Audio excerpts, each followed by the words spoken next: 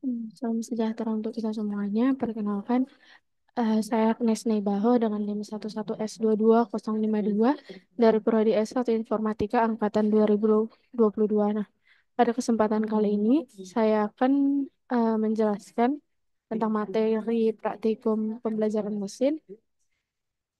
Nah, di sini pertama, untuk tugas satu di sini diminta untuk mengimplementasikan konsep KNN terhadap dataset yang telah disediakan.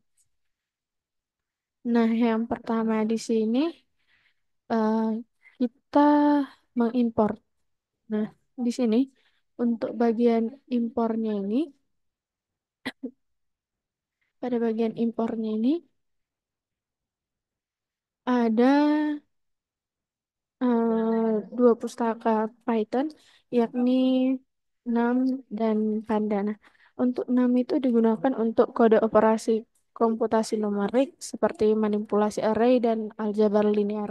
Sedangkan untuk Pandanya itu kita gunakan untuk analisis dan manipulasi data, terutama dalam bentuk tabel atau data frame dengan mengimpor kedua pustaka ini. Nah, nanti kita akan dapat melakukan berbagai operasi statistik, pemrosesan data, dan analisis secara efisien dalam Python.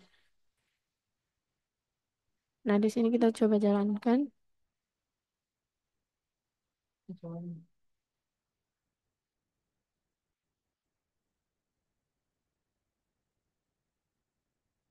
Nah, setelah berhasil, selanjutnya kita lanjut untuk bagian selanjutnya, yakni di sini kita mau meload dataset. Di sini kita menggunakan pustaka Kaggle Hub untuk mengunduh dataset dari Kaggle. Nah, perintah downloadnya itu bakal mengunduh iris dari repositori UCML di Kaggle dan menyimpannya ke directory lokal dan menyimpan path lokasi dataset dalam variabel path. Kemudian print path to dataset file itu bakal mencetak lokasi tempat dataset disimpan yang berguna untuk otomasi pengambilan data dalam proyek machine learning atau analisis data.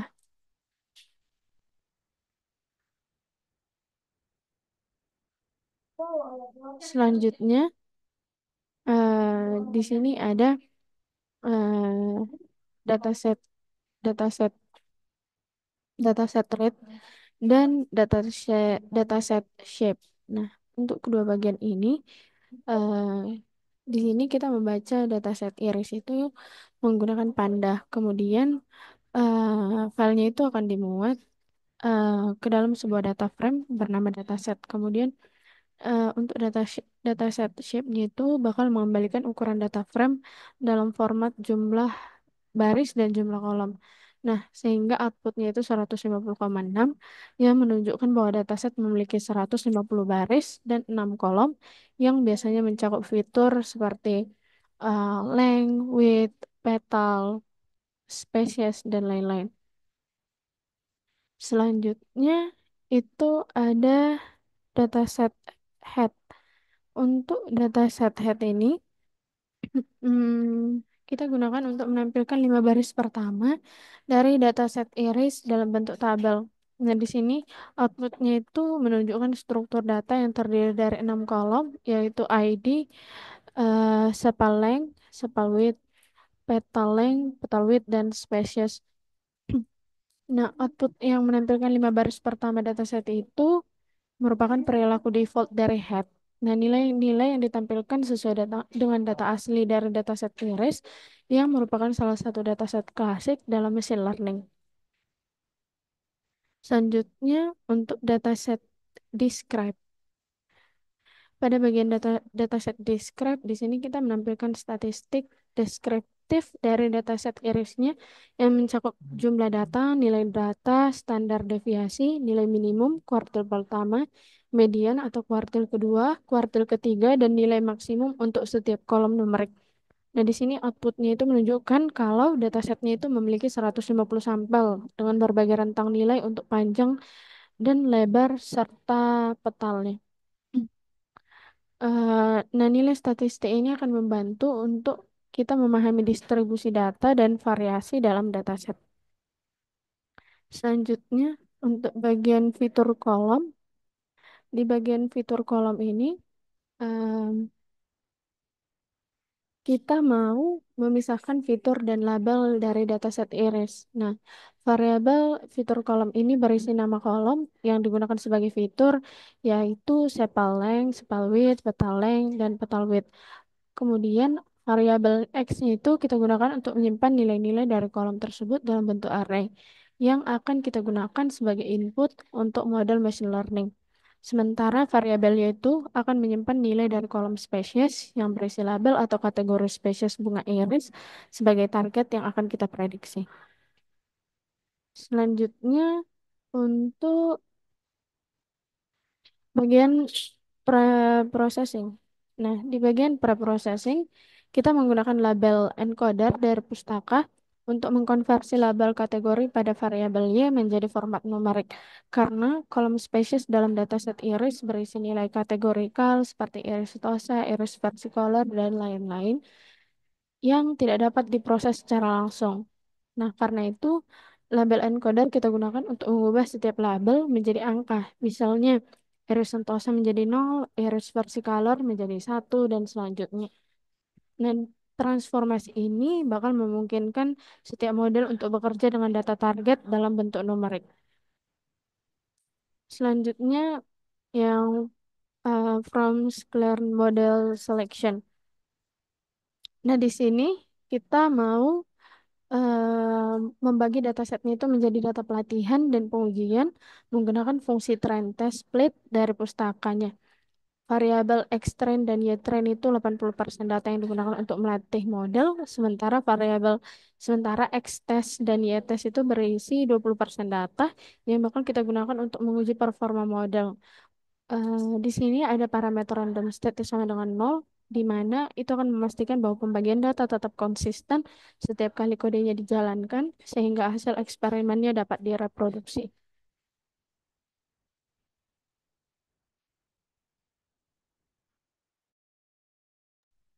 Selanjutnya, kita lanjut untuk bagian impornya.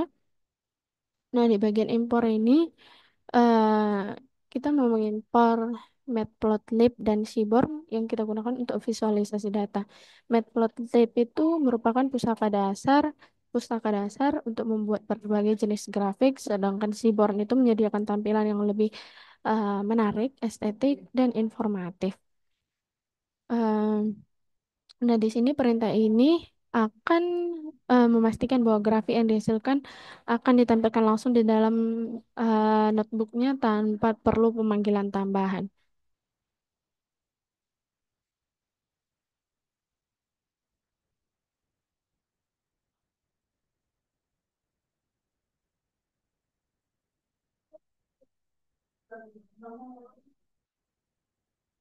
Nah, selanjutnya itu ada di bagian eh, from Panda. Nah, untuk bagian from Pandanya ini, di sini kita mau membuat diagram koordinat paralel menggunakan Matplotlib dan Panda untuk memvisualisasikan distribusi fitur dalam dataset iris berdasarkan spesiesnya. Fungsi paralel koordinat akan memplot setiap sampel sebagai garis yang akan menghubungkan nilai-nilai fitur pada sumbu vertikal sehingga memungkinkan analisis pola perbedaan antar spesies. Nah, di sini ada kolom ID yang dihapus karena tidak ada relevan dalam visualisasi. Grafik yang dihasilkan itu menampilkan 4 fitur utama, yakni sepal length, sepal width, petal length, dan petal width pada sumbu horizontal dengan garis berwarna berbeda untuk setiap spesies bunga iris. Selanjutnya, yang ini impor Andrew Curves. Nah, di sini kita mau membuat diagram yang merupakan teknik visualisasi data untuk mengidentifikasi pola dan hubungan antar kelas dalam dataset iris. Nah, fungsi dari kurvanya ini akan mengubah setiap baris data menjadi kurva berbasis fungsi sinus dan kosinus, sehingga memungkinkan perbedaan antar kelas lebih mudah diamati. Nah, dalam code ini kolom ID juga dihapus karena tidak relevan dan fitur lainnya digunakan untuk membentuk kurva. Nah, grafik yang dihasilkan akan menampilkan serangkaian kurva berbeda untuk setiap spesies dengan warna yang mewakili kategori, seperti spesies bunga iris. Selanjutnya di bagian fitting, fitting classifier. Nah, di sini hmm, kita mengimpor pustaka yang diperlukan untuk melatih dan mengevaluasi model KNN pada dataset iris. Untuk Nickborn classifier dari Scikit-learn-nya itu kita gunakan untuk membuat klasifikasi berbasis tetangga terdekat. Nah, selain itu, confusion matrix dan akurasi score kita gunakan untuk mengevaluasi performa model dengan mengukur akurasi dan kesalahan prediksi. Di sini ada fungsi cross-val score yang kita gunakan untuk memvalidasi silang, untuk mengukur kestabilan dan keandalan model dengan membaginya ke dalam beberapa set pelatihan dan pengujian. Selanjutnya ada classifier yang ini. Nah, untuk di bagian classifier ini, em, kita membuat KNN-nya itu dengan K sama dengan 3, yang berarti setiap data baru itu akan diklasifikasikan berdasarkan mayoritas dari tiga tetangga terdekatnya pada ruang fitur. Di sini connect board-nya itu kita gunakan untuk menginisialisasi model. Untuk pemilihan K sama dengan 3 itu merupakan strategi untuk menghindari overfitting atau K-nya terlalu kecil atau underfitting di mana K-nya terlalu besar sehingga model dapat mengeneralisasi dengan baik terhadap data baru. Selanjutnya untuk fitting the model di bagian ini em, kita melatih model KNN dengan data pelatihan, X-Trend dan Y-Trend menggunakan metode fit yang memungkinkan model mempelajari pola dalam dataset dengan mencari hubungan antara fitur X-Trend dan label Y-Trend. Outputnya di sini menunjukkan bahwa model Kinect Boards-nya itu dengan K sama dengan 3 telah berhasil dibuat dan eh, tidak ada output explicit karena fitnya itu hanya menyimpan informasi dalam objek classifier. Selanjutnya predicting. Untuk bagian predicting sendiri, di bagian ini kita mau memprediksi hasil klasifikasi pada data uji X-test menggunakan metode KNN yang telah dikerjakan sebelumnya. Nah, untuk X-testnya itu akan menghasilkan array YPRED dan memprediksi label spesies bunga iris berdasarkan pola yang dipelajari dari data pelatihan. Kemudian selanjutnya itu ada Confusion Matrix. Nah, untuk Confusion Matrix ini kita mau mengevaluasi performa model KNN dan membuat Confusion Matrix menggunakan Confusion Matrix Y-test dan Y-pred. Nah, di mana Confusion Matrixnya itu merupakan tabel yang menunjukkan jumlah prediksi yang benar dan salah pada setiap pada setiap kelas dalam data uji. Sedangkan kelas pertama yang diprediksi dengan benar itu sebenarnya 11 kali tanpa kesalahan. Kelas kedua diprediksi dengan 12 kali tetapi ada satu kesalahan. Dan kelas ketiga diprediksi dengan benar 6 kali tanpa kesalahan apapun. Selanjutnya di tugas satu itu ada akurasi. Nah, untuk akurasi di sini kita mau menghitung akurasi model KNN-nya dengan membandingkan hasil prediksi terhadap label aslinya. Metode akurasi score ini akan menghitung presentasi prediksi yang benar dari total data uji, kemudian akan dikalikan dengan 100 agar hasilnya itu akan dalam bentuk persen. Outputnya di sini kan menunjukkan bahwa model memiliki akurasi 96,67%, yang berarti dari seluruh data uji 96,67 prediksi benar dan sisanya salah. Akurasi yang tinggi ini akan menunjukkan bahwa model bekerja dengan baik dan mengklasifikasikan spesies bunga iris.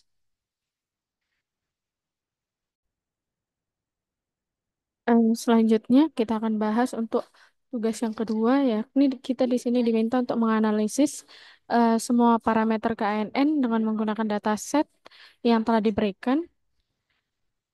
Nah, di sini yang pertama kita akan bahas tentang impor yang pertama ini. Untuk impor bagian library ini kita akan mengimpor pustaka yang diperlukan dalam analisis data dan pembuatan model klasifikasi menggunakan KNN.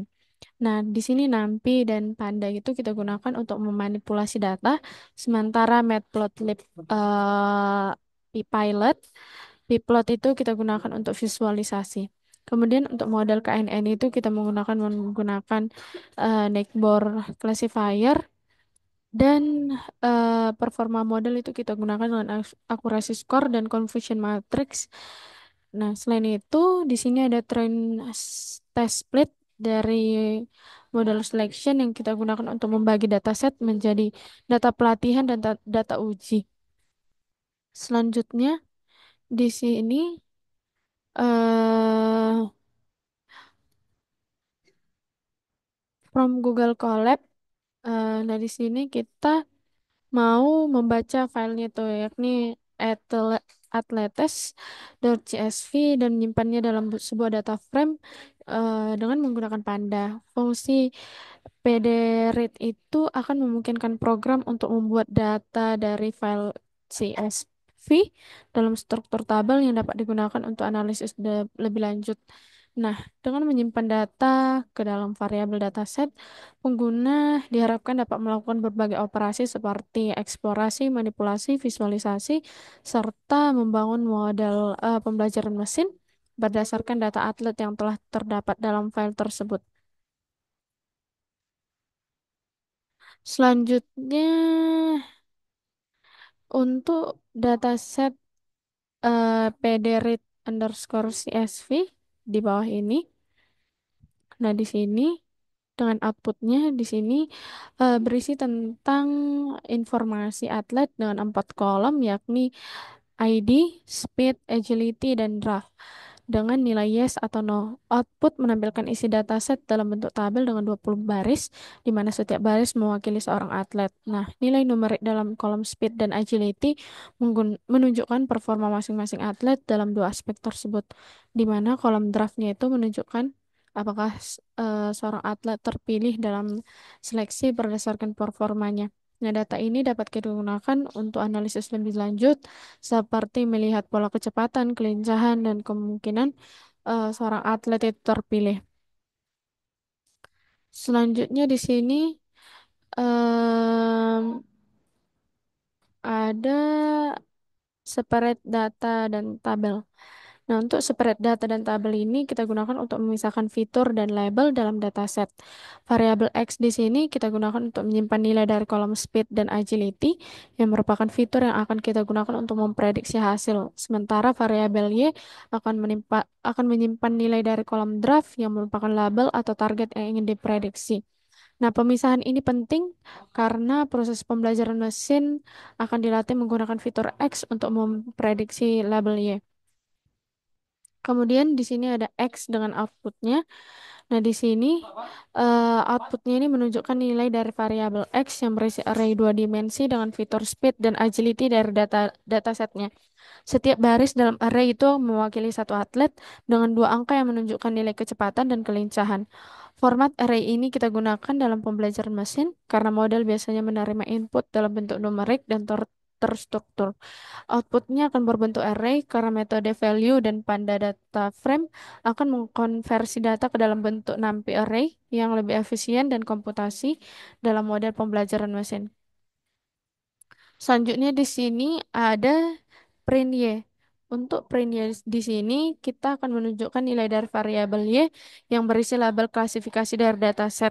Nah, label ini akan menunjukkan apakah seorang atlet terpilih dari draft atau tidak dengan nilai no untuk yang tidak terpilih dan yes untuk yang terpilih. Nah, bentuk array ini akan dihasilkan karena metode value pada Panda Data Frame akan mengkonversi kolom kategori menjadi array NumPy. Kemudian untuk bagian ini from preprocessing import label encoder dan Y-nya. Nah, di bagian ini kita akan menggunakan label encoder dari preprocessing itu untuk mengkonversi nilai kategorikal dalam variabel Y menjadi nilai numerik. Nah, sebelumnya Y-nya itu berisi label no dan yes yang kemudian akan dikodekan menjadi 0 untuk no dan 1 untuk yes. Nah, hal ini kita lakukan agar data dapat digunakan dalam algoritma pembelajaran mesin yang umumnya bekerja dengan nilai numerik. Outputnya itu 0000 dan seterusnya. Itu akan menunjukkan bahwa semua atlet yang tidak terpilih akan memiliki label 0, sedangkan yang terpilih akan memiliki label 1. Kemudian ada visualisasi data di sini. Nah, Untuk eh impornya di sini kita gunakan untuk memvisualisasikan data di Python. Matplotlib-nya itu akan menyediakan alat dasar untuk membuat grafik, sedangkan Seaborn-nya itu akan memperindah tampilan grafik dengan tema yang lebih estetik. Kemudian selanjutnya di sini ada from NumPy, import where, dan X Y0 dan XY1. Nah, di bagian ini kita mau menggunakan visualisasi data untuk menggunakan scatter plot dari pustaka Matplotlib.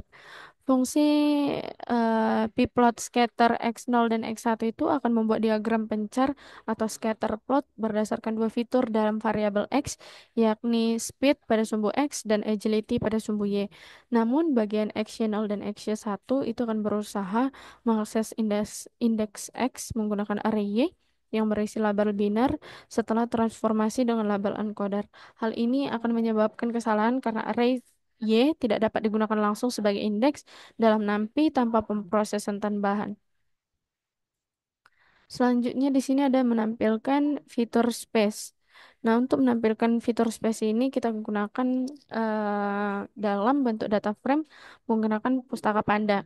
Nah, dengan perintah df yang dimasukkan ke dalam dapat data frame dengan y yang merupakan label hasil encoding sebagai indeks, namun hasil outputnya itu akan menunjukkan bahwa y digunakan sebagai indeks yang menyebabkan nilai 0 dan 1 muncul sebagai baris di sebelah kiri tanpa kolom eksplisit untuk label. Nah, struktur ini kurang ideal karena labelnya itu lebih baik disertakan sebagai kolom eksplisit dan bukan indeks. Selanjutnya yang ke-11 itu ada plotting hasil fitur space. Nah, untuk bagian plotting hasil fitur space ini kita akan memvisualisasikan fitur space dengan scatter plot di mana setiap titik akan mewakili satu sampel berdasarkan fitur speed pada sumbu X dan agility pada sumbu Y. Pertama, kolom baru Q1 ditambahkan ke data frame untuk menyimpan label Y, kemudian warna titik ditentukan berdasarkan label. Jika Q1 sama dengan 0, titik akan diberikan warna merah, dan jika Q1-nya sama dengan 1, akan diberikan warna hijau. Plot di sini akan dibuat menggunakan df plot scatter dengan X sama dengan 0 dan Y sama dengan 1, serta warna C sama dengan color. Nah, PLT show itu kita gunakan untuk menampilkan grafik. Yang ke-12 itu ada membagi data menjadi test set dan training set. Untuk bagian ke-12 ini, kita akan membagi datasetnya itu menjadi training set dan test set menggunakan fungsi train test split.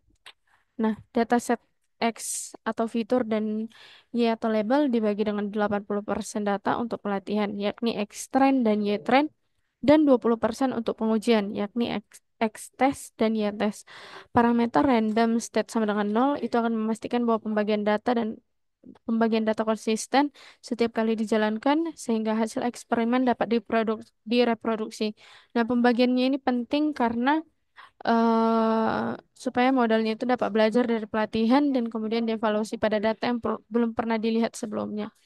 Yang ke-13, yang ke-13 di sini membuat model KNN berdasarkan parameter NNEGBOR 5 dan menggunakan metrik Euclidean.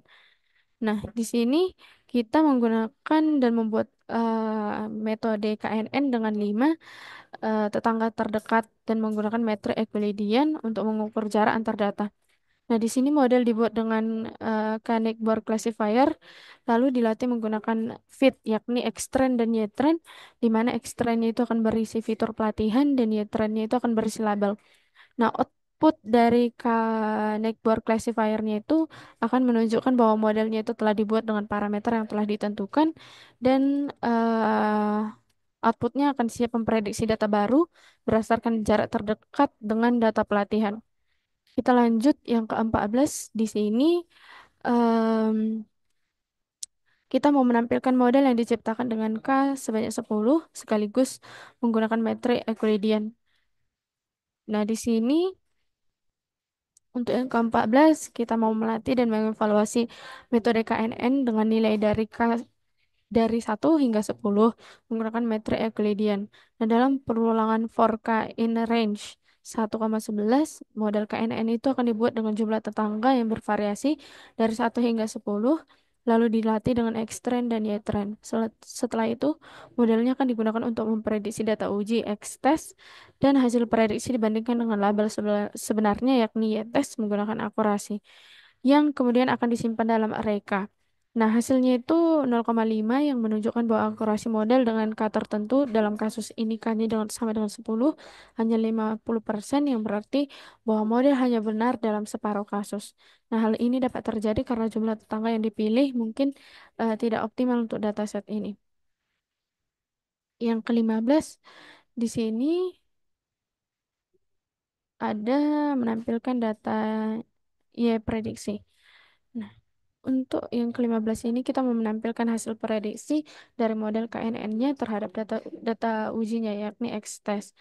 Nah, di sini YPRED itu merupakan array yang berisi label hasil prediksi berdasarkan nilai X-test. Nah, outputnya itu ada 000 yang menunjukkan bahwa model memprediksi semua sampel dalam data uji termasuk dalam kelas 0 atau no.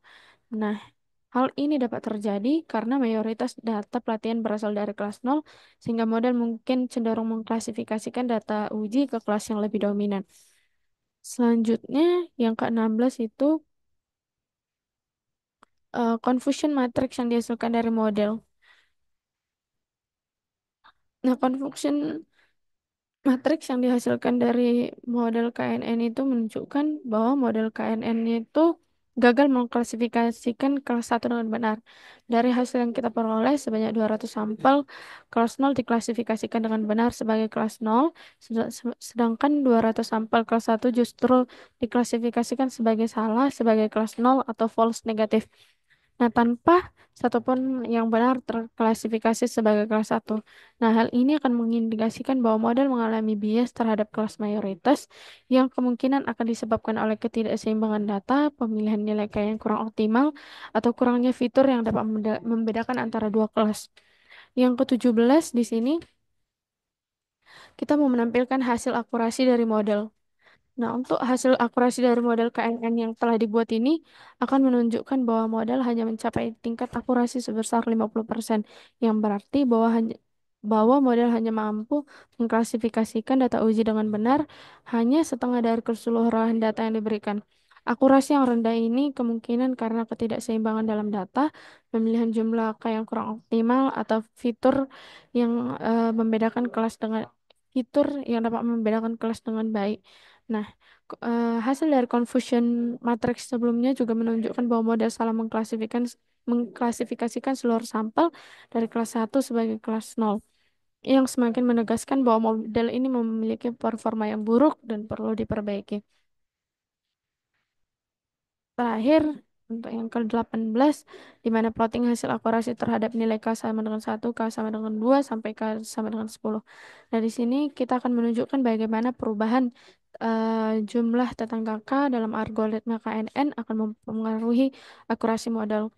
Sumbu X di sini akan mewakili nilai K dari 1 hingga 10, sedangkan sumbu Y akan menunjukkan tingkat akurasi yang diperoleh untuk setiap nilai K. Nah, dengan menggunakan PLT plotnya ini, kita akan melihat tren bagaimana akurasi berubah berdasarkan jumlah tetangga yang dipilih. Nah, jika grafik menunjukkan fluktuasi besar, berarti pemilihan K sangat berpengaruh terhadap performa model. Jika ada titik optimal di mana akurasi tertinggi, hal itu menunjukkan bahwa nilai K tersebut adalah yang paling cocok untuk dataset ini. Nah, diagram ini akan membantu untuk kita dapat memilih nilai K yang optimal agar model itu akan memiliki keseimbangan antara biasnya dengan variansnya.